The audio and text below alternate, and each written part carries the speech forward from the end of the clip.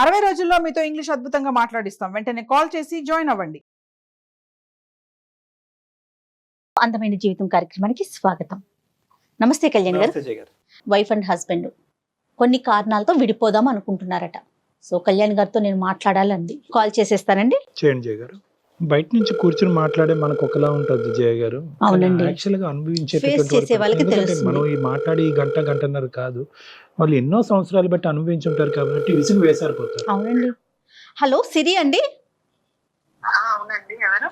నేను జయానండి, అందమైన జీవితం ప్రోగ్రామ్ నుంచి కాల్ చేస్తున్నానండి. నమస్తే మేడం. నమస్తే అమ్మ. రైట్, కళ్యాణ్ చక్రవర్తి గారు ఉన్నారు, ఒక్కసారి మాట్లాడతారా? నమస్తే అమ్మా సిరి. నా పేరు సిరి అండి. ఏజ్ నేను అమ్మా? హైదరాబాద్ నుంచి కాల్ చేస్తున్నాను. ఓకే. వయసు అమ్మా? నా వయసు 25 అండి. దేని గురించి అమ్మా? మ్యారేజ్ ఇష్యూవా దేని గురించి? అవునండి, నేను ఇంకా నా భర్త తో భరించలేక ఆయన అంటే నాకు ఇంకా విసుగు పుట్టి ఇంకొక అడుగు కూడా నేను ఆయనతో జీవించాలనుకోవట్లేదండి. ఏమ్మా? ఆయనని వదిలేసి నా పిల్లల్ని తీసుకుని నేను మా ఇంటికి వెళ్ళిపోవాలనుకుంటున్నానండి, మా అమ్మ నాన్నల దగ్గరికి.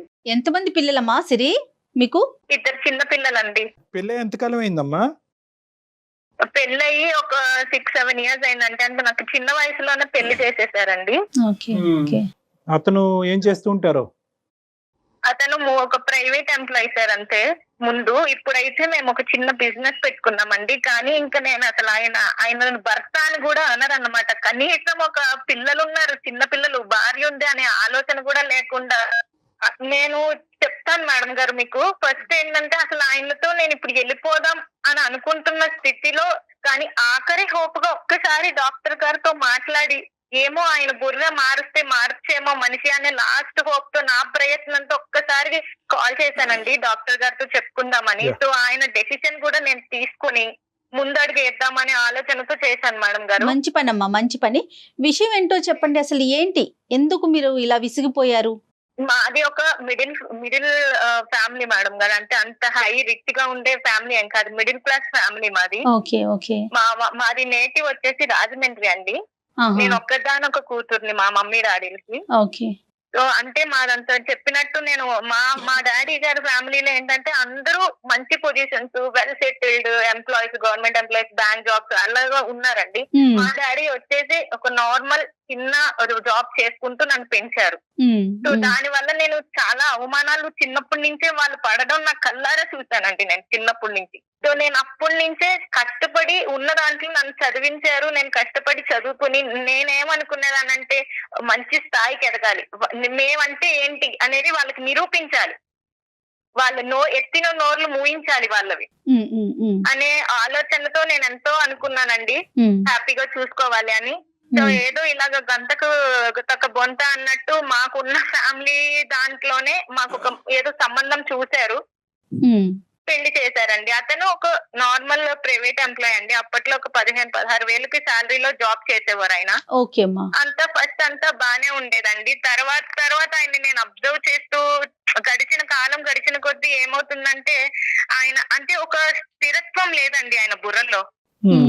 జాబ్స్ మారుతూ ఉండేవాడు, ఆ జాబ్ నచ్చలేదు అనేవాడు, వెంటనే ఇంకోటి మారిపోయేవాడు, సరిగ్గా అసలు ఏ జాబ్ చేసేవాడు కాదండి. ఏమైనా అడిగితే ఎన్ని ఉద్యోగాలు మారాడమ్మా ఇన్ని సంవత్సరాలు మీ పెళ్లిలో? ఒక 5-6 అట్లా మారుతూనే ఉన్నాడండి. ఆల్మోస్ట్ ఇయర్ కి ఒకటి మారుతూనే ఉన్నాడు. మారుతూనే ఉన్నారండి. అయితే ఇంకా నేను ఏంటి అసలు ఎందుకు ఇలా చేస్తున్నారు మీరు అంటే, నాకు కష్టపడడం ఇష్టం లేదు, నాకు హార్డ్ వర్క్ ఇష్టం లేదు, నేను స్మార్ట్ గా ఆలోచిస్తాను, స్మార్ట్ వర్క్ అంటేనే ఇష్టం, నాకు కూర్చున్న దగ్గరికి అన్ని వచ్చేయాలి. ఇంకా ఆయన గారు ఎలాంటోడంటే ఆకాశం నుంచి వెంటనే కింద పడిపోవాలి, కావాల్సిన దగ్గరికి వచ్చేయాలి. అదే ఇంకా అంత అసలు ఇంకా అంత స్మార్ట్ గా వచ్చేయాలి, నేనేం కష్టపడకూడదు, అలా కూర్చోవాలి, తిని కూర్చోవాలి అంతే, నాకు అన్ని వచ్చేయాలి, అంత లగ్జరీగా ఉండాలి, అలా ఉండేవాడండి. సరే ఈయనతో పెట్టుకుంటే నా వల్ల కాదు, నా పిల్లల్ని నన్ను చూసుకోవడం అవ్వదు, నేను అనుకున్న కళలు ఎప్పుడు నెరవేరాలి, నాకు ఇల్లు కట్టుకోవాలని ఆశ అండి చిన్నప్పటి నుంచి. ఇంటికి సంబంధించినటువంటి అవసరాలు ఎంతవరకు తీర్చాడు? సేవింగ్ చేసి అవసరాలు తీర్చిన తర్వాత ఈ విధంగా ఆలోచన అనేటటువంటిది ఉందా అతనికి? లేదంటే అవసరాలు లేదు, సేవింగ్ లేదు, ఉద్యోగం తర్వాత ఉద్యోగం మారి స్మార్ట్ అనుకుంటూ ఉంటామేనా? లేదండి ఆయన ఏం చేసింది ఏమీ లేదండి. ఉన్న దాంట్లో ఆయన గట్టి పెట్టుకుని ఏదో అప్పుడప్పుడు అలా కొంచెం కొంచెం ఇంటికి హెల్ప్ చేస్తూ అట్లా ఏదో చేసి నెట్టుకుని వచ్చాడండి. నేను అదే చెప్తున్నా కదా డాక్టర్ గారు, సరే నేను ఇంక ఈయనతో నా వల్ల అవ్వదు. ఈయనతో పెట్టుకుంటే ఇంక నేను ఎదగలేను, నా పిల్లల్ని సుఖంగా చూసుకోలేను. కాదు నాన్న ఒక్క నిమిషం సిరి. ఒక ఇంపార్టెంట్ పాయింట్ ఏంటంటే మనం వేదిక వరకు వచ్చి ఒక ఆఖరి అవకాశంగా డాక్టర్ గారితో మాట్లాడితే పరిష్కారం ఉంటుందేమో అనే ఆలోచనతో వచ్చినటువంటి మీరు పదే పదే విసుగు వేసారిపోయిన బయటకు వెళ్ళిపోతాను అనేది కాదు. కొంతవరకు వ్యక్తిత్వం గురించి కొద్ది విశ్లేషణ మాకు చెప్తే కనుక దాన్ని బట్టి ఆలోచన. అంటే అంత బ్యాడ్ హ్యాబిట్స్ ఉండడం అట్లాంటివి ఏం లేవండి, డ్రింకింగ్ స్మోకింగ్ అవేం లేదండి. మనిషి పరంగా మంచివాడే.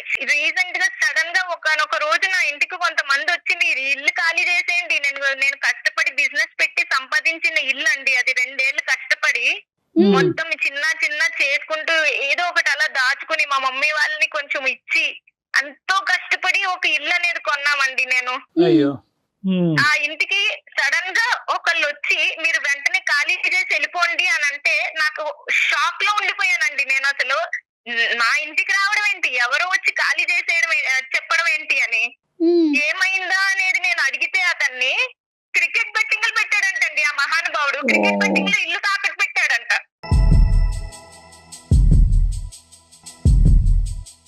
ఓహో, స్మార్ట్ అంటే ఇలాంటి స్మార్టా?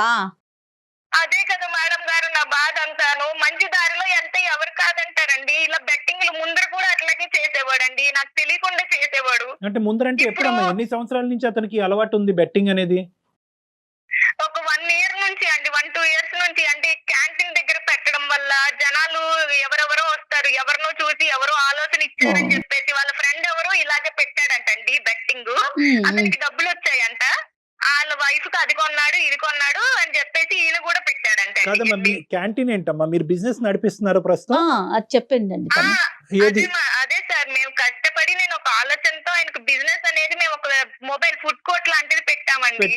పెట్టారు కానీ ఒక స్థిరత్వం లేనటువంటి వ్యక్తికి ప్రతిరోజు ఒక నెలసరి జీతం కాకుండా ప్రతిరోజు చేతుల్లో డబ్బులు కనిపిస్తే కనుక ఈ మనిషి ఆలోచన ఏ విధంగా పోతుంది అనేటటువంటి ఆలోచనతో మీరు ముందు చూపుతో బిజినెస్ అనేది పెట్టారా, లేదంటే? అదే సార్, అవును. అంటే మనది అనే ఆలోచన ఉంటే ఇక్కడే ఉండి మంచిగా చేసుకుంటారు కదా సొంత బిజినెస్ అంటే అనుకుని ఆయన ముందు ఒప్పుకోలేదండి. నేను ఎన్నిసార్లు అడిగా ఆయన ఒప్పుకోలేదే, నేనేం పెట్టుకునేదేంటి, నేనేం చేయను, నేనేం చూడను అన్నాడు. కానీ నేను ఎంతో ఒప్పిస్తే సరే అని ఓకే అని ఆయన ఒప్పుకున్నారండి. ఎంత ఖర్చు అయిందమ్మా పెట్టుబడి ఎంత అయిందమ్మా? దానికి ఒక 2 lakhs 3 lakhs అయ్యిందండి. నేను ఎవరినో నా ఫ్రెండ్స్ ని వాళ్ళని వీళ్ళని అడిగి నేను తీసుకొస్తాను, నువ్వు కూడా ఎవరినో అడిగి తీసుకురా, మళ్ళీ ఇది సక్సెస్ అయ్యాక వాళ్ళకి తిరిగి ఇచ్చేద్దామని ఏదో ఒకటి అలాగా నేను అమౌంట్ అనేది తీసుకొని పెట్టించానండి. మనీ మీద అతనికి ఎంత కంట్రోల్ ఉందమ్మా? కంట్రోల్ అంటేనండి పర్లేదు. అంటే నన్ను అడిగేవాడు ఎప్పుడైనా కావాలి అన్నా, ఆయన కౌంటర్ లో ఉంటారు కాబట్టి తీసుకునేవాడు. అంత లావిష్ గా ఆలోచనలు అయితే ఉంటాయి కానీ ఖర్చులు అయితే అంత ఎప్పుడు చేయలేదండి. కాకపోతే ఇక ఈ 2-3 ఏళ్ల నుంచే ఈయన ఆలోచనలు ఇట్లాగా కొంచెం స్మార్ట్ గా చేద్దాము, ఈ బెట్టింగ్స్ లేకపోతే గ్యాంబ్లింగ్స్ ఇవన్నీ ఆలోచనలు ఆయనకు వచ్చాయండి. ఒక రోజు వాళ్ళు వచ్చి అడిగితే నేను ఇలాగా నా ఇల్లు నేను కొనుక్కున్నప్పుడు అండి ఒక 25-30 లక్షలు పెట్టి నేను కొన్నానండి ఇల్లు. అది ఇప్పుడు దాని వాల్యూ నియర్లీ ఒక 1 crore దాకా ఉంటుంది. 1 కోటి రూపాయలు ఇల్లు డాక్టర్ గారు, అది 1 కోటి రూపాయలు, ఒకటి కాదు రూపాయి కాదు, ఎంతో కష్టపడి ఇష్టంతో కొనుక్కున్న ఇల్లు అండి. నాకు ఒక్క ముక్కు కూడా చెప్పకుండా ఆయన బెట్టింగ్ లో పెట్టి పోగొట్టేశాడండి. కాదు నాన్న, ఎవరి పేరునుంది ఇల్లు, ఎవరి పేరునుంది, ఎలా పోయి ఉంటుంది, కాగితాలు ఎవరి దగ్గర ఉన్నాయి? ఆయన దగ్గరే ఉన్నాయండి, ఆయన పేరు మీదే రాసాము. అయ్యో రామా.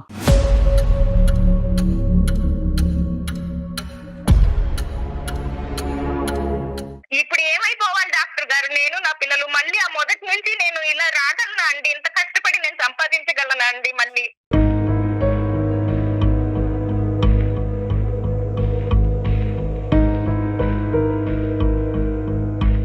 అయిపోయిన కాలం మళ్ళీ రాదు కదండి. అందులో ఎంత కష్టం అది. ఎవ్రీథింగ్ రెండో ఇల్లు 3ో ఇల్లు కాదు, వాళ్ళ సర్వస్వం అంతా కూడా ఆ ఇల్లే. అమ్మా ఇప్పుడు ఇదంతా జరిగి ఎన్ని రోజులు అయిందమ్మా? రీసెంట్ గానే అండి, రీసెంట్ గా క్రికెట్ బెట్టింగ్స్ పెట్టారు కదా డాక్టర్ గారు.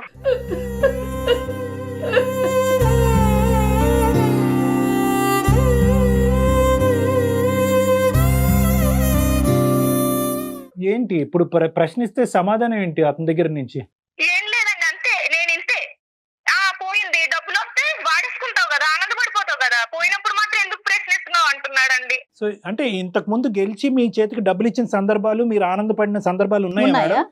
లేవు డాక్టర్ గారు, లేవు. ఇప్పుడు నేను ఇది పెట్టడం వల్ల వస్తే నువ్వు ఆనందించేదానివి కదా, పోయింది కాబట్టి నువ్వు ఓకే. నన్ను ప్రశ్నిస్తున్నావు, లేకపోతే నన్ను అడిగేదానివా నువ్వు అని అంటున్నాడండి. సో మీకు తెలిసి ఎప్పుడు కూడా ఈ అంశాన్ని ప్రోత్సహించలేదు.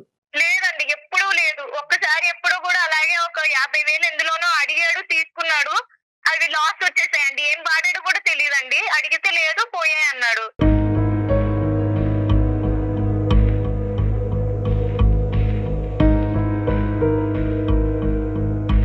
అమ్మ యావరేజ్గా నా దగ్గర రోజుకి ఒక 60-70 కేసులు చూస్తే, 50-60 కేసులు చూస్తే కనుక అట్లీస్ట్ ఈ మధ్యకాలంలో దురదృష్టమో ఏంటో మరి నాకు తెలియదు కానీ యావరేజ్గా 10-12 కేసులు ఈ ఘోరాతి ఘోరమైనటువంటి బెట్టింగ్లో మొత్తం అతను కుటుంబం సర్వస్వం ఇల్లు అన్నీ అమ్ముకుని తాకట్టు పెట్టేసుకుని ప్రైవేట్ యాప్స్కి వెళ్ళిపోయి ప్రైవేట్ యాప్స్లో లోన్స్ తీసేసుకుని ఆ లోన్ మీద ఇంట్రెస్ట్ ఏమో వచ్చి 10 రెట్లు 20 రెట్లు ఉంటుంది. దాని గురించి ఏంటంటే ఎవరికీ చెప్పకుండా వాళ్ళు బ్లాక్మెయిల్ చేస్తూ, వాళ్ళు ఏ స్థాయిలో బ్లాక్మెయిల్ చేస్తారంటే నువ్వు అప్పు ఇంకో 15 రోజుల్లో తీరుస్తావా, లేదంటే మొత్తం వీళ్ళు ఫోన్ యాక్సెస్ తీసేసుకుంటారు. వాళ్ళ పాస్కోడ్ ఫోన్తో పాటు వీళ్ళు ఫోన్ కంప్లీట్గా ట్రాక్ చేసేసి ఆ ఫోటోలు గిటోలు కాంటాక్ట్స్ అన్నీ తీసేసుకుని నువ్వు ఇంత సమయంలో నువ్వు అప్పు తీరుస్తావా, లేదంటే నీ భార్య నీ మొత్తం పిల్లలందరి యొక్క ఫోటోలు మార్ఫింగ్ చేసి నగ్నంగా మేము మొత్తం అందరికీ నీ కాంటాక్ట్స్ అన్నిటికి డిస్ట్రిబ్యూట్ చేయాలా అనేటటువంటి బ్లాక్మెయిల్తో సూసైడ్ చేసుకున్నటువంటి వాళ్ళు అబ్బో ఎంతో మంది ఉన్నారు జయ గారు. కాదు కళ్యాణ్ గారు, ఒకవేళ బెట్టింగ్ లో పెట్టినప్పుడు గెలిస్తే ఓకే, ఓడిపోతే అంతకి మించి నష్టం వస్తుందనే వాళ్ళ మైండ్ సెట్ పనిచేయదండి. మేడం నిజంగా నేను చెప్తున్నాను, గెలుపు అనేటటువంటిది బెట్టింగ్లో 0.5%. అది ఒక కళలో లోకం. అదేంటంటే కనుక 0.5% రియాలిటీ బెట్టింగ్లో గెలిచేటటువంటి పరిస్థితి ఉన్నా కూడా ఆ బెట్టింగ్ యాడ్స్ కానీ ఆ యాప్స్ కానీ మన టీవీలో చూసే అడ్వర్టైజ్మెంట్స్ కానీ ఎలా చూపెడతాయంటే ఒక మనిషికి నువ్వు 99.5% గెలుస్తావు అన్నట్టుగా చూపెడతాయి. సో దానికి ఏంటంటే ఇటువంటి ఆలోచన శైలి, ఇటువంటి వ్యక్తిత్వం ఉన్న వాళ్ళు మనందరం పోయి ఎందుకు బెట్టింగ్ ఆడలేదు, ఇటువంటి ఆలోచన శైలి ఏది స్మార్ట్నెస్ గా ఉండాలి, తక్కువ సమయంలో ఎక్కువ డబ్బులు సంపాదించాలి, కుక్కలా కష్టపడకూడదు, తక్కువ సమయంలో సంపాదిస్తే కనుక మనం లగ్జరీస్ అనుభవించవచ్చు, కష్టపడి సంపాదించే వాళ్ళందరూ పిచ్చోళ్ళు అనేటటువంటి ఇటువంటి తొందరపాటుతనం, ఇటువంటి పిచ్చితనం ఉండేటట్టు వీళ్ళు వాస్తవానికి తెలివైన వాళ్ళే, కానీ వాళ్ళ తెలివితేటల కంటే వాళ్ళు తీసుకునేటట్టు రిస్క్ ఎక్కువ ఉంటుంది అనమాట. అడ్వెంచరస్ రిస్క్ అంటా ఉంటుంది. వీళ్ళెవ్వరూ కూడా బెట్టింగ్ చేసేటటువంటి వాళ్ళు వాస్తవానికి ఈ రోజు సిరి గారి ఇల్లు కష్టార్జితంతో సంపాదించినటువంటి ₹1,00,00,000 ఇల్లు పోగొట్టుకోవటం వల్ల ఈరోజు ఆవిడ ఇలా బాధతో మాట్లాడుతున్నారు. కానీ ఈ వ్యక్తి ఎవరైతే ఉన్నారో అతని వ్యక్తిత్వంలో లోపం ఉంది, కానీ మనిషి మంచోడే. అవును, కష్టపడి ఒక ₹10 ఎక్కువ సంపాదిస్తే కనుక నా కుటుంబమే సంతోషపడుతుంది అనేటటువంటి స్వార్థంతో తప్పుదోవలో పోయాడు. వీళ్ళు ఎలా ఉంటారంటే, వీళ్ళ సైకాలజీ ఎలా ఉంటుందంటే గెలిచిన 1% చూస్తారు. వీళ్ళు గెలవట్లేదని కాదు, వీళ్ళ భర్త కూడా గెలిచి ఉంటాడు. ₹100లో ₹10 గెలిచి ఉంటాడు, ₹90 పోయి ఉంటుంది.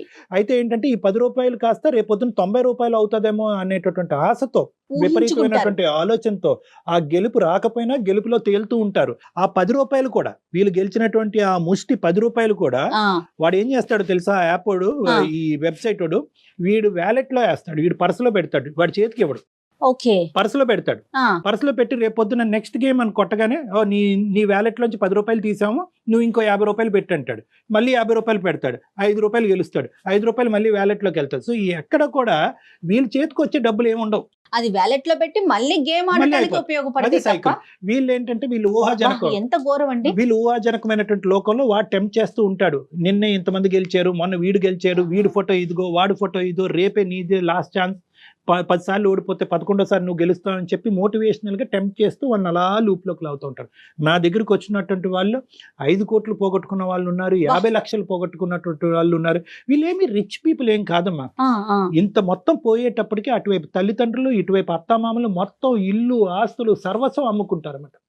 సారీ అమ్మ సిరి, ఇటువంటి పరిస్థితులు నాకు సడన్ గా గుర్తొచ్చి చెప్పాలి కాబట్టి ప్రేక్షకుల్లో ఎవరన్నా ఉంటే అర్థం చేసుకుంటారని నేను చెప్పానమ్మా. ఇప్పుడు ఇతని యొక్క తత్వం ఎలా ఉందమ్మా, ఏమంటాడు ఇతను? అసలు ఏం మాట్లాడట్లేదండి. నేను ఇంతే, నేను మారను, నేను ఇలాగే చేస్తాను, నువ్వు ఏం చేసుకుంటావో చేసుకో. అసలు ఈ మహానుభావుడు ఎలాంటోడంటేనండి, ఫుడ్ క్యాంటీన్ దగ్గరికి ఎట్లా రావాలండి, ఐరన్ కావాలంట బట్టలు. నేను పొద్దున్నే లెగిచి పిండిలు రుబ్బుకొని చట్నీలు చేసుకుని అన్ని పిల్లల్ని రెడీ చేసి స్కూల్కి పంపించి బయటకి ఒక మంచి పిక్చర్ చూపెడతాడమ్మా, అంటే స్మార్ట్ గా, నీట్ గా, ఫార్మల్ గా కనిపిస్తుంది. అదే కదండి, ఇన్ని పనులు నేను చేస్తుంటే ఇంత కూడా హెల్ప్ చేయకుండా నువ్వు ఆడదానివి, నీ పనులు నువ్వు చేసుకో, నన్ను చేయమంటావేంటి అంటాడండి. అంత బిజీలోనూ నేను ఆయన బట్టలు ఐరన్ చేయాలంటండి. ఐరన్ బట్ట ఉంటేనే బయటకు వస్తాడు. కొద్ది షోక్గాళ్ళండి. కష్టార్జితం వచ్చేటటువంటి డబ్బులతో అతని పేరుని ఇల్లు కొనటం ఏంటమ్మా? నాకు అర్థం కావట్లేదు ఇక్కడ. అతని పేరుని నా ఇల్లు ఎందుకు పేరు మీద పెడదామంటే నేనంటే నమ్మకం లేదా, నాకు వాల్యూ లేదా, నేను ఏమైనా పోగొట్టేస్తానా? వీడి sentiments తో అతను ఇలాంటి calculate మాట్లాడుతుంటే ఏం ఇలాంటి వాళ్ళకి చేస్తామండి మాటలు కూడా ఇంకా? బాగొస్తాయి అనుకుంటా. చతుర్యం చాలా మరి సిరి ఒకసారి మాట్లాడదామా? డాక్టర్ గారితో ఏమన్నా మాట్లాడించి చూద్దామా? ఖచ్చితంగానండి, నేను అందుకే ఫోన్ చేశానండి. సారి మాట్లాడితే అయినా ఆయన బుర్ర మారితే పర్వాలేదు, అదే కదండి నాకు కావాల్సింది. అంటే ఇప్పుడు అతనిలో మార్పు వస్తే కనుక పోయినటువంటి తీసి పక్కన పెట్టి ఇప్పుడు ఇల్లు అంతా పోయినట్టేనమ్మా? ఈ ఇంట్లో ఇల్లు అమ్ముకుని కొంత అప్పు తీర్చి మిగతా డబ్బులు సేవ్ చేసుకునే పరిస్థితి ఉందా? ఏమీ లేదండి, మొత్తం ₹1,00,00,000 ఇల్లుని తాకట్టు పెట్టేశాడండి. వాళ్ళకి నా వెనకాల ఏ ఆస్తుందనండి? నేను మిడిల్ క్లాస్ నుంచి కష్టపడి కట్టుకున్న దాన్ని ఇచ్చేసాడండి. ఇంకా ఇప్పుడు నేను దాన్ని ఎలా తెచ్చుకోగలను? ఎవరిస్తారండి నాకు అప్పు? ఇంకా అదే ఎవరు ఏం చేయలేరమ్మా. కానీ మనం ఏం చేయగలం అతని ద్వారానే విందాం. అది నెంబర్ 1. నెంబర్ 2, ఇంకా తెలియని అప్పులు ఏమైనా ఉన్నాయా? ఇంతటితో ఏమో ముగిసిందా? డాక్టర్ గారు, ఆయన గారికే తెలియాలి. తెలియకుండా ఇంత పెద్ద ఇల్లునే తాకట్టు పెట్టాడు. ఇంక నాకు తెలియకుండా ఎన్ని వేసాడు నాకు తెలియదండి. ఒకప్పుడు అతనిలో ఒక పరివర్తన వస్తే కనుక ఈ కథను ఇక్కడితో ముగించి గతాన్ని తవ్వకుండా అతనితో పాటు ప్రయాణం చేస్తూ కష్టపడి ఉండే ఉద్దేశం నీకుందమ్మా? అది కూడా లేదా? ఉందండి, అంటే ఆయన మారతాడు, నిజంగా మారతాడు అంటే మళ్ళీ ఎంతో కొంత ఇప్పుడు నేను కట్టినంత ఇల్లు నేను కట్టలేకపోవచ్చు, ఉన్నారు అంత కదండి. సంపాదించలేకపోవచ్చు, కానీ ఓపిక ఉన్న వాళ్ళే కదా డాక్టర్ గారు ఎవరైనా చేసుకోగలిగేది. అవునులే ఇంకొక అమ్మా. ప్రశ్న, మాకున్న ఈ ఇంకొక గురుని మేడం చెప్పండి డాక్టర్ సిరి గారు. గారు, ఇంకొక ప్రశ్న మేడం.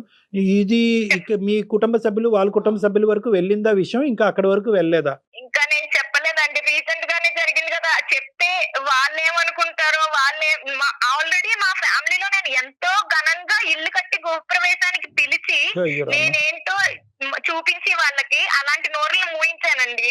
అలాంటిది ఇప్పుడు మళ్ళీ వాళ్ళ దగ్గరికి నేను ఏ మొహం పెట్టుకుని వెళ్ళి నేను చెప్పగలను? అదేలే అదే. మళ్ళీ నన్ను ఆ వాల్యూతో చూస్తానండి. ప్రస్తుతం ఇప్పుడు అదే ఇంట్లో ఉన్నారమ్మా? ఇల్లు వేరే ఇంట్లోకి మారారా? లేదండి, నేను ఇంకా అంటే ఖాళీ చేయమని చెప్పేశారు. వెళ్ళిపోవాలండి, నాకు ఎక్కడికి వెళ్ళాలో తెలియట్లేదు అయ్యో. ఇప్పుడు ప్రెసెంట్.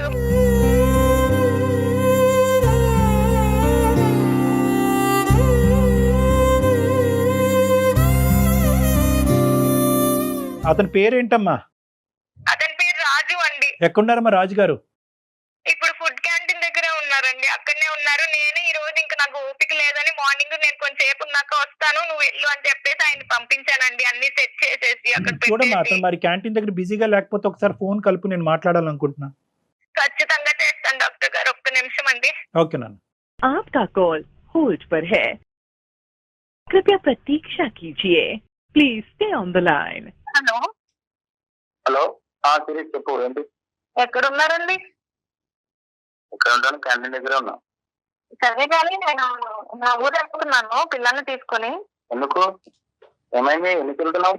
లేదండి, నేను రావట్లేదు, మీరే అది చూసుకోండి సరేనా? మీరే అది మెయింటైన్ చేయండి. నేనైతే ఇంకా నేను వెళ్ళిపోతున్నానండి పిల్లల్ని తీసుకొని, ఇంకా రాను. ఒక్కడి వల్ల ఎలా అవుతుంది?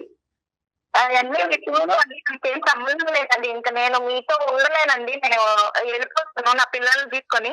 ఆఖరిసారిగా నేను ఒకసారి మన కళ్యాణ్ చక్రవర్తి గారు డాక్టర్ సైకియాట్రిస్ట్, ఆయనతో నేను ఈ విషయం అనేది నేను చెప్పానండి, మన విషయము. ఆయన ఊళ్ళో వాళ్ళంతా చెప్పచాటు ఇస్తున్నావు ఏంటి? డప్పు లేదు పప్పు లేదు, నేను కాల్ అనేది కలిపాను. ఒకసారి ఆయన లైన్ లో ఉన్నారు, ఆయనతో మాట్లాడండి. మీరు ఆ క్యాంటీన్ ఎవరికైనా అప్పు చెప్పి ఒక 10 నిమిషాలు పక్కకు వచ్చి మాట్లాడండి. రాజుగారు నమస్తే అండి. రాజుగారు నమస్కారం సార్. నమస్తే. నమస్తే. నేను ఊరోనే కానీ కొద్దిగా ఇటువంటి విషయాల్లో కొద్దిగా చాకచక్యంగా డీల్ చేసేటటువంటి వ్యక్తి. సో కాసేపు మీరు మాకు టైం ఇవ్వగలిగితే కనుక ఒక 2 నిమిషాలు మాట్లాడతాం మీతో. చెప్పండి. రైట్. రాజుగారు, ఇప్పుడు పరిస్థితి ఏంటంటారు? ఇప్పుడు మీరు ఏదో బెట్టింగ్ ఇలాంటి వాటిల్లోకి వెళ్ళి చాలా వరకు డబ్బులు పోగొట్టుకుని ఆఖరికి కష్టపడి సంపాదించినటువంటి ఆ ఇల్లును కూడా, సర్వస్వం అంతా కూడా ఈరోజు దారదత్తం అయింది, తాకట్టు పట్టింది. ఇప్పుడు ఎక్కడ ఉండాలో తెలియనటువంటి పరిస్థితి ఏర్పడిందని చెప్పి సిరి గారు బాధపడుతున్నారు. రాజుగారు, ఏంటి మీకు దీని వెనకాల ఉన్న ఆలోచన ఏంటి? ఎందుకు ఇలా జరిగింది? ఇప్పుడు రెక్టిఫికేషన్ ప్రాసెస్ ఏంటి? ఏ విధంగా ఈ ప్రాసెస్ ని మనం రిపేర్ చేయగలం? లైఫ్ లో రూపాయి దాచుకొని ఎదగాలంటే తొందరగా ఎదగలేము కదా సార్. అదే ఈ బెట్టింగ్ ద్వారా దీని ద్వారా అయితే తొందరగా ఎదగలుగుతాం. ఇప్పుడు మా బడ్డీ కొట్టు వరకు వచ్చి చాలా మంది అనుకుంటారు, టిఫిన్ చేసుకుంటూ వాళ్ళు మాట్లాడుకుంటారు. మా ఫ్రెండ్ కి ఒకతనికి 50,000 పెడితే 30 లక్షలు వచ్చింది.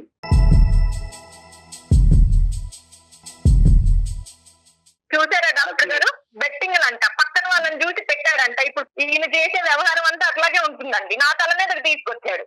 సార్ ఇప్పుడు ఇప్పుడు మాకు ఎలాగో క్యాంటీన్ ఉంది కాబట్టి దాని మీద ఎట్లాగో బిజినెస్ చేస్తాం. ఏదో స్మార్ట్ ఇప్పుడు మా ఫ్రెండ్ కి 50,000 పెడితే 30 లక్షలు వచ్చింది. వాళ్ళ భార్యకి 5 లక్షలు పెట్టి నెక్లెస్ చేయించి 10 లక్షలు సేవింగ్ చేసుకొని ఇంకో 15 లక్షలు వాళ్ళ భార్య ఇచ్చి మళ్ళీ ఆడమని చెప్తుంది. ఎందుకు చెప్తుంది? ఎంకరేజ్మెంట్ చేస్తుంది వస్తాయని. మనం కూడా ఎవరైనా ఆశపడడంలో తప్పలేదు కదా సార్. కాదు, మీ అతను ఒక్కడే ఆడుతున్నాడా మొత్తం? ఇది మీ ఇంకెవరు ఆడట్లేదా? ఇందులో గెలిచిన వాళ్ళు ఎంత చాలా మంది ఆడుతున్నారు. చాలా మంది ఆడుతున్నారు. ఇప్పుడు మనం చూడట్లేదు IPL మ్యాచ్లు బిట్టింగ్ చూస్తున్నాం సార్, చూస్తున్నాం, కాదనట్లేదు. కానీ ఓడిపోయినటువంటి వాళ్ళు ఒక్కరు కూడా కనిపించలేదా మీరు? మీకు కనిపిస్తారు సార్. మన లక్కు సార్, అది మన లక్కు. అవును, అబ్బో. కానీ మరి ఇక్కడ ఎక్కడ పోయింది? వెంట్రుకి పోలేదు, జుట్టే ఊడిపోయింది. ఇక్కడ వెంట్రుకి ఎక్కడ పోయింది? బోడిగుండు అయిపోయింది కదండి. మొత్తం అంతా కూడా పిల్లలతో పాటు మీరు ములగటమే కాకుండా మొత్తం కుటుంబాన్ని అంతా ముంచేశారు. మళ్ళీ ఈ ₹1,00,00,000 ప్రాపర్టీ జీవితకాలంలో ఎప్పుడు సంపాదిస్తారో ఎవరికీ తెలీదు. మీరు బ్యాచులర్ గా ఉండి మీరు ఏం చేసుకుని, మీరు తల తాకట్టు పెట్టుకుని అప్పు తీర్చుకుని ఏం చేసుకుంటారో అది వేరే విషయం. మీరు ఎంత రిస్క్ అన్నా తీసుకోండి, అది నేను మాట్లాడట్లేదు ఈ రోజు ఇక్కడ. కానీ మీతో పాటు ముడిపడినటువంటి నీ భార్య, నీ పిల్లలకి, ఎందుకంటే ఈ మొత్తం ఇంట్లో సంపాదన కష్టార్జితం ఆవిడది కూడా, అది గుర్తుపెట్టుకోండి. ఇప్పుడు ఎక్కడ వెళ్ళి ఉంటారు? నో రాజు ఒక్క నిమిషం. ఎంతో కొంత వస్తుంది, కానీ పోగొట్టుకున్నటువంటి ఆస్తి పిల్లలు రేపొద్దున పిల్లలకి ఎన్నో విధాలుగా చదువులు కావచ్చు, పెళ్లిళ్ళు కావచ్చు, ఎన్నో విధాలుగా ఈ రోజు ₹1,00,00,000 10 కోట్లు అవ్వచ్చు రేపొద్దున. చాలా విచిత్రంగా మాట్లాడుతున్నారు రాజు గారు. ఎంతో కొంత వస్తుందని పాత ఆస్తిని పోగొట్టుకుంటామా? ఉన్నదాన్ని పోగొట్టుకుంటారా? ఈ నష్టం అనేటటువంటిది కొద్దిగా కూడా మీలో పశ్చాత్తాపం గానీ ఒక ఫీలింగ్ గానీ క్రియేట్ చేయట్లేదా రాజు గారు? పశ్చాత్తాపం అంటే ఇప్పుడు వాళ్ళు ఎదుటి వారిని చూసి మనం బతకడం, వాళ్ళని చూసి అబ్బా వానికి ఇంత వచ్చింది అంత వచ్చిందని మనం స్వార్థపడకూడదు. మనం కూడా మన అదృష్టాన్ని పరీక్షించుకోవాలి సార్. కాదు, ఒక్క నిమిషం సిరి, నువ్వు ఒక 2 నిమిషాలు అతనితో మాట్లాడమ్మా. అసలు అతను ఏమంటున్నాడు అంటే కనుక, వాళ్ళు ఎవరినో చూశాను, వాళ్ళు గెలిచారు అని అంటున్నాడు. వాళ్ళు ఎవరు అనేది మీ షాప్కి వచ్చినటువంటి వాళ్ళు నీకు కనిపించారమ్మా? వాళ్ళు నీతో కూడా చెప్పారా? ఎవరే బాబు 50,000 పెడితే సిరి మేము 50,000 పెడితే? ఏం చెప్పలేదండి. రోజు తినడానికి చాలా మంది వస్తూ ఉంటారు కదండి. అలా ఈయన కూర్చుని ఆయన క్యాష్ కౌంటర్ దగ్గర కూర్చుంటాడండి. ఆయన ఎవరితో మాట్లాడాడో నేను అనకాల నా పనుల్లో నేను ఉంటానండి. ఆయన ఎవరితో మాట్లాడుతున్నాడు, ఏం చేస్తున్నాడు అంత గమనించుకోం కదండి. సో అట్లీస్ట్ పేరుకి రాజండి. బాబు నువ్వు పేరుకి రాజమ్మ, రాజు మహారాజులా ఫీల్ అయిపోయి నువ్వు వేషాలు అనేది వెయ్యొద్దు ఇక్కడ.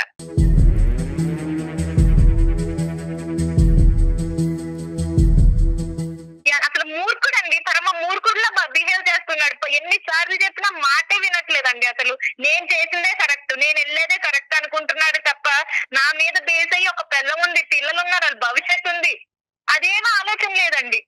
ఉంది కదా, ఓపిక ఉంది కదండి, బుర్ర ఉంది కదా, తెలివి ఉంది కదా, మంచిగా వాడుకోవచ్చు కదండి. బెట్టింగ్లు గ్యాంబ్లింగ్లు ఏంటి డాక్టర్ గారు?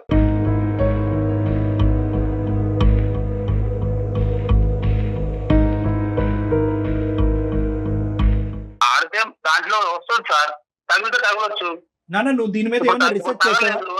నెక్స్ట్ టైం తగులుతుంది. నువ్వు చూసినటువంటి ఆ ఒక్క వ్యక్తి 50,000కి 3 లక్షలు వచ్చినటువంటి ఒక్క వ్యక్తిని నువ్వు చూసావు. నేను కొన్ని వేల మంది ఈ గ్యాంబ్లింగ్ వల్ల మునిగిపోయినటువంటి వాళ్ళని చూశాను. నా అనుభవం ఎక్కువ, నీ ఆలోచన ఎక్కువ. ఒక్కసారి ఆలోచించుకో. మబ్బులు చూసి ముంతలో నీళ్ళు పారపోస్తున్నాడు. కాదు నాన్న, లైఫ్ లో ఎదగాలని ఆలోచిస్తారులే తప్ప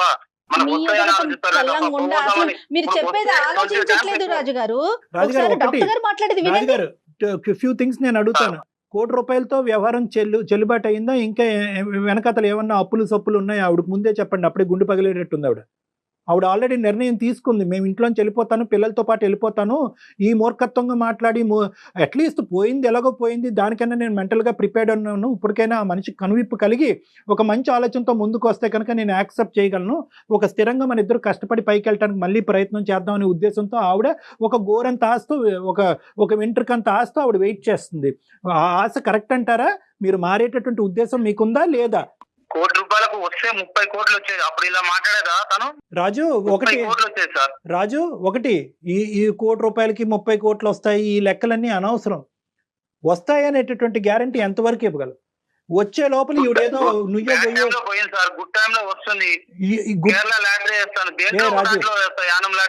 నిజంగా నాకు అర్థం కావట్లేదు నాన్న. ఇప్పటికీ కూడా మాట్లాడాలన్న మాట ఆయన నోట్లోంచి రావట్లేదు. లాక్కున్నా అంటున్నాడండి ఆ వ్యక్తి. ఏం పట్టినా అసలు మానవా ఇంకా? డబ్బు లేకపోతే భర్తను వదిలేస్తారండి. చూసారండి, డబ్బు లేకపోతే భర్తను ఎలా వదిలేస్తున్నారు. బ్రతుకుతావు?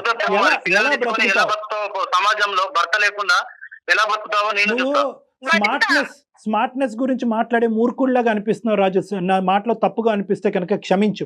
నువ్వు స్మార్ట్నెస్ అనేటటువంటి పదంతో మూర్ఖత్వంగా ప్రవర్తిస్తున్నావు.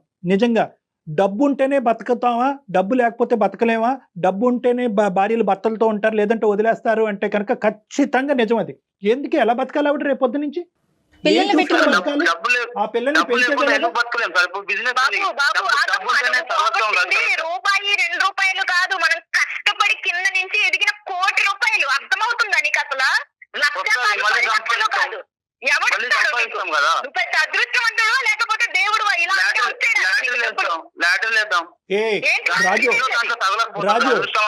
రాజు ప్రతి మనిషికి ఒక పిచ్చి ఉంటుందేమో గానీ ఇది నీకుండేటటువంటి పిచ్చి కళల పిచ్చి. నువ్వు ఊహాజనకమైనటువంటి కళల లోకంలో తేలుతున్నావు, రియాలిటీకి చాలా దూరంగా వెళ్ళిపోతున్నావు. ఇది మంచిది కాదు. రేపొద్దు నేను ఇది అవుతాను, one day I will become king అనే ఆ పాత సినిమా రాజేంద్ర ప్రసాద్ లాగా ఉంది నీ మాట. వాళ్ళని చూసి అబ్బా వాడికి తగిలింది వీడికి తగిలింది అదే మనకు వచ్చే బాగుందని స్వార్థంగా ఆలోచించే బదులు మనం కూడా ఒకసారి ట్రై చేస్తే మనకు వస్తుంది కదా. నాన్న ట్రై చేయొచ్చు. ఇందాక జీవితంలో ఒకసారి ఉంటుంది. ఎప్పుడైనా కూడా నువ్వు ఇలాంటి రిస్క్ తీసుకోవాలి అంటే, స్మార్ట్ గా రిస్క్ తీసుకోవాలంటే కనుక రిస్క్ వల్ల జరిగేటటువంటి నష్టం నీతో పాటు ఎవరున్నారు, ఎవరు మునిగిపోతున్నారు అనేటటువంటి ఆలోచన కూడా చాలా ఇంపార్టెంట్. అదృష్టం సార్, అదృష్టం వరించినప్పుడు ఖచ్చితంగా నీ అదృష్టం తగలయ్యా. ఏం లేదు ఈ అదృష్టం, ఏం అదృష్టం అయ్యా? నీ భార్య ఇలా ఏడవటం అదృష్టమా? ఏది అదృష్టం? మళ్ళీ కష్టపడి నువ్వు ఎంత రూపాయి కష్టపడి ఎప్పుడు కావాలి? రూపాయి దాచుకొని అదేదో ఒకసారి ఇట్లా కుండ బద్దలు కొట్టినట్టుగా రాజు గ్యాంబ్లింగ్. నేను ఒక్కటి మంచిగా చెప్తున్నాను, నీ బ్రదర్ అనుకో లేదంటే మీ పెద్దనాన్న అనుకో, మామయ్య అనుకో, మీ తండ్రి అనుకో, నేను ఒక్క మాట పదే పదే నీకు చెప్తున్నాను. నా తరపున నీ రిక్వెస్ట్, గ్యాంబ్లింగ్ అనేటటువంటిది ప్రపంచంలో అతి భయంకరమైనటువంటి ప్రస్తుత సమాజంలో ఉండేటటువంటి ఒక అతి భయానకమైనటువంటి ఒక వ్యసనం. ఎన్ని లోన్ యాప్ల్లోకి ఏమన్నా వెళ్ళావా నువ్వు? ఏం వెళ్ళలేదు సార్. అలాంటివి వెళ్ళలేవు. మరి ఎక్కడి నుంచి వచ్చినాయి ఇంత డబ్బులు? తన పేరు మీద ఉంది కదా, ఎవరేం చేస్తారు? ఇదేం మాట్లాడతాడని ఆడది అనుకుని నన్ను కనీసం నా ఇది కూడా లేకుండా నా పెట్టేశాడండి. పేపర్ మీద ఇచ్చేసాడు, అదే రాజు అదే వస్తే ఇలా మాట్లాడతాను. వచ్చినప్పుడు మాట్లాడు రాజు. రాజు వచ్చినప్పుడు మాట్లాడు, నీకు నీ పాదాలకి దండం పెడతాది. అదే వస్తే మీకు కాల్ చేసి ఇలా మాట్లాడుతుందా తను? మాట్లాడు కానీ వచ్చినప్పుడు నువ్వు మాట్లాడు. వచ్చినప్పుడు నువ్వు మాట్లాడు రాజు. నీతో పాటు పగటకల్ల కంటానికి నీ కుటుంబ సభ్యులు కానీ నీ చుట్టుపక్కల ఉండేటటువంటి వాళ్ళు కానీ ఎవరు రెడీగా లేరు. ఇప్పటికొచ్చి మీ అటువైపు కానీ ఇటువైపు కానీ తల్లిదండ్రులకి ఎవరికి తెలియదు. ఇది ఎవరికైనా తెలిస్తే కనుక ఈ ఒక్క సెకండ్ కూడా ఈ అమ్మాయిని ఈ ఆలోచన కూడా ఉండేవ్వకుండా పట్టుకెళ్ళిపోయి ఉండేవారు. వెళ్ళిపోతే వెళ్ళిపోమను, ఎలా బతుకుతుందో నేను చూస్తాను.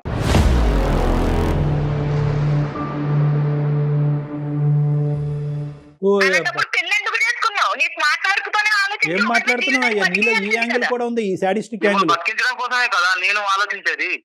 బతికించట్లేదు, నువ్వు ఇంకా కింద పరిచేసి చంపేస్తున్నావు మనుషుల్ని. నేను రాసిస్తున్నాను 100% గ్యారంటీ. చాలా సుఖంగా సంతోషంగా అమ్మాయి బతుకుతుంది పిల్లలతో పాటు. ఈ రోజు నష్టం నీకు. మార్పు వచ్చేటటువంటి భర్త, కరెక్ట్ గా విధానం పద్ధతిగా ఉండేటటువంటి భర్తతో పాటు ఉండగలిగే హక్కు అమ్మాయికి ఉంది. కానీ ఇలా వ్యసనాల బారిన పడి మొత్తం కుటుంబాన్ని ముంచేటటువంటి భర్తతో పాటు ఉండవలసినటువంటి అవసరం ఆవశ్యకత ఆవిడకి లేదు. ఆవిడకి తెలివితేటలు ఉన్నాయి, ఆవిడకి ఆలోచన శక్తి ఉంది. ముఖ్యంగా కష్టపడి స్మార్ట్నెస్ అనే పదాన్ని పక్కన పెట్టి కష్టాన్ని నమ్ముకుని బతికేటటువంటి తత్వం కెపాసిటీ ఆవిడకు ఉంది. నువ్వెవరు ఛాలెంజ్ చేసేదానికి ఆవిడకి? ఏం బెదిరిస్తున్నావా రాజు? భర్త లేకుండా ఎలా ఉంటారని? ఆ రోజులు ఎప్పుడో మారిపోయినాయి. దయచేసి వాస్తవంలోకి రా. అలాంటి మాటలే మాట్లాడతాడు. అన్ని పిచ్చి మాటలు కనిపిస్తా ఉన్నాయి. వదిలేమ్మా, నేనైతే గట్టిగా మాట్లాడుతున్నానని నువ్వు గట్టిగా మాట్లాడద్దు. అది కాదు, లేదు అతను తెలివితే ఇది మూర్ఖత్వం అమ్మా. నానా ఇది మూర్ఖత్వం. నీ 30 కోట్లు తగలయ్యా, నీ 30 నీకు పిచ్చి పట్టినట్టు అవుతుంది. ఒక్క నిమిషం నా మాట విని రాజు, ఒక్కసారి నన్ను వచ్చి పర్సనల్ గా కలు. దయచేసి అర్థం చేసుకొని నీకు ఒక పిచ్చి పట్టింది, ఒక వ్యసనం అయినటువంటి వ్యాధితో నువ్వు బాధపడుతున్నావు. ఈ బాధకి ఒక వ్యాధి కాదు సార్. ఇప్పుడు చాలా మంది నేను చూస్తున్నాను కదా సార్. ఇప్పుడు IPL మ్యాచ్, బెట్టింగ్ మ్యాచ్ చూస్తున్నారు కదా సార్. మీకు తెలియకపోవడం నానా ఒకటి చాలా మంది మరి అంటున్నారు కదా, వచ్చిన ఐ- వాళ్ళని చూసి ఈర్ష్యపడే వాళ్ళు మనం కూడా ఈ డౌట్ కూడా నేను క్లియర్ మన చేస్తాను. అదృష్టాన్ని మనం పరీక్షించుకోవాలి సార్. సరే రాజు, వినండి రాజు, రాజు అందుకు వినండి. చేసాము, రాజు గారు, పోయింది. రాజు గారు, మళ్ళీ రాజు గారు. వస్తుంది కదా సార్. కరెక్టే. పోయిందంటండి, చూసారా? పోయిందంట, ఏదో ఎలాగ ఎంట్రుకు ఎగిరిపోయినంత ఈజీగా చెప్తున్నాడండి ఆయన కాదు పోయిందని. సిరి ఒక్క నిమిషం అమ్మా, అతని డౌట్ మనం క్లారిఫై చేస్తే అప్పటికైనా కనువిప్పు వెళ్తుంది. ఎందుకంటే కొన్ని వేల మంది ఆడుతున్నారు, పబ్లిక్ గా టీవీలో అడ్వర్టైజ్ చేస్తున్నారు, అది కూడా బెట్టింగే కదా. మన బెట్టింగ్ అంత తప్పు అయితే కనుక అడ్వర్టైజ్మెంట్లు ఎందుకు వేస్తున్నారు, నివారించవచ్చు కదా, నిలవరించవచ్చు కదా గవర్నమెంట్. దీనికి ఇటువంటి ప్రశ్నలు చాలా వింటూనే ఉన్నాం అమ్మా. కానీ ఇక్కడ ముఖ్యంగా మన ఉద్దేశం ఏంటంటే ఈ బెట్టింగ్ అనేటటువంటిది వ్యక్తిత్వం బట్టే ఆధారపడి ఉంటుంది. ఆడినటువంటి వాళ్ళు శతకోటి మంది ఉంటారు, కానీ ఎక్కడ ఆగాలో అనేటటువంటి ఆలోచన వాళ్ళకు ఉంటుంది. మన కెపాసిటీ ఏంటి, మన కుటుంబ వ్యవహారం ఏంటి, పరిస్థితులు ఏంటి, మనం సంపాదించేది ఎంత, మనం సేవ్ చేసుకునేది ఎంత, ఎంత రిస్క్ తీసుకుని మనం పోగొట్టుకుంటున్నాం అనే లెక్క కరెక్ట్గా తెలియాలి ఇందులో దిగే ముందు. ఈ లెక్క తెలియకపోతే కనుక అందులో ములుగుతావు, ఊబిలో కూరుకుపోతారు. ఒకప్పుడు నీ బ్యాచులర్ అయితే కనుక నీ మీద ఆధారపడేటటువంటి వాళ్ళు ఎవరు లేకపోతే కనుక ఇంతకి 100 రెట్లు స్పీడ్కి వెళ్ళు, నీ గొయ్యి నువ్వు తవ్వుకో ఎవడు కాదంటూ. కానీ ఈ రోజు మా ఆవిడ్ని ముంచుతాను, కుటుంబాన్ని ముంచుతాను, కానీ నేను అదే దారిలో వెళ్తాను అంటే కనుక ఆవిడ నీతో పాటు ప్రయాణం చేసేటటువంటి నేను వాళ్ళని ముంచుతాను, ఊబిలో ముంచుతాను అనలేదు సార్. రిస్క్ చేస్తేనే లైఫ్ లో సక్సెస్ అవుతాం అని చెప్తున్నా. మరి నీ పాట నువ్వే ఆ పాడుతున్నావు. రిస్క్ తీసుకోవాల్సి అందరూ రాజు రిస్క్ తీసుకోవాల్సినటువంటి రిస్క్ తీసుకోవచ్చు, కానీ ఆలోచనతో రిస్క్ తీసుకోవాలి, అవసరం బట్టి రిస్క్ తీసుకోవాలి, పరిస్థితులు బట్టి రిస్క్ తీసుకోవాలి, ఆధారపడేటటువంటి వ్యక్తులు బట్టి రిస్క్ తీసుకోవాలి. దయచేసి అర్థం చేసుకో. ఇప్పటికైనా కూడా నీకు ఆలోచన లేకుండా రిస్క్ స్మార్ట్ రిస్క్ స్మార్ట్ అంటే కనుక పదాల పరంగా నువ్వు వాడుతున్నావు, కానీ ఈ పదాలకి డెఫినేషన్ నీకు తెలియదు. నువ్వు అమాయకుడువో, మూర్ఖుడువో, పిచ్చోడువో నాకైతే అర్థం కావట్లేదు. ఈ మూడిట్లో ఎవరు నువ్వు మెంటాలిటీయే కరెక్ట్ సార్. అసలు ఆ బుర్రకి ఇంకా ఎంత చెప్పినా ఎక్కడండి, మూర్ఖుడు, పెద్ద మూర్ఖుడు అండి. ఇలాంటి ఆలోచనే ఉంటే ఎవ్వరు ఉద్యోగాలు గాని వ్యాపారాలు గాని ఏమి చెయ్యం, అదృష్టం కోసం పరుగులు పెట్టడమే. ఒక్కసారి నా దగ్గర రండి, పిల్లల భవిష్యత్ దృష్ట్యా ఇంకెవరు వద్దు. నీ భార్య వదిలేసే, నీ గురించి వదిలేసే, నా మాటలు కూడా వదిలేసే. పిల్లలు, చంటి పిల్లలు, నీ 30 కోట్లు వద్దు. నువ్వు కష్టపడేటటువంటి ఆ 10 రూపాయలు చాలు, మా స్కూల్ ఫీజులు కట్టి మాకు తిండి పెడితే చాలు మా నాన్న అనుకునేటటువంటి అడగలేనటువంటి వయసులో వాళ్ళు ఉన్నారు. రేపు అడిగేటటువంటి వయసులో వాళ్ళు వస్తే కనుక నీ మొహం ఎక్కడ పెట్టుకోవాలని నీకు తెలియదు. కాబట్టి ఆ పిల్లల భవిష్యత్తు దృష్ట్యా ఒక్కసారి నా దగ్గరికి రా. మీరు డాక్టర్ గారి దగ్గరికి రండి, మాట్లాడండి. ఆయన చెప్పిన దానికి మీరు కన్విన్స్ అయితేనే ముందు స్టెప్ వేయండి, లేదంటే లేదు, మీ ఇష్టం. ఏం చేయలేరు సార్. మనం ఎంత చేసినా పిల్లల కోసం, పిల్లల భవిష్యత్తు అంటున్నారు కాబట్టి, పిల్లల కోసం కాబట్టి సరే సార్. Very good. దండం పెట్టు. రామ్మా నాన్న, ప్లీజ్ వెల్కమ్. ఓకే రైట్ సిరి, ఇంకా దీని సిరి మీరు ప్రొలాంగ్ చేయకండి. ఫోన్ కాల్ అయిపోయిన తర్వాత డాక్టర్ గారిది ఒక్కసారి నేను ఫోన్ నెంబర్ మీకు షేర్ చేస్తాను, ఇమీడియట్ గా తీసుకొని రండి అమ్మ కళ్యాణ్ గారి దగ్గరికి. ఖచ్చితంగా వస్తానండి, ఖచ్చితంగా. Thank you so much. వస్తానంటే థ్యాంక్ యూ అమ్మా. వస్తానంటే ఈ విజయానికి మొదటి మెట్టు. సో నాకైతే 210% ఇటువంటి కేసెస్ డీల్ చేసేటటువంటి దాంట్లో నాకు అనుభవం ఉంది కాబట్టి ఖచ్చితంగా రండి అమ్మా. I'm positive about this. Right Raju.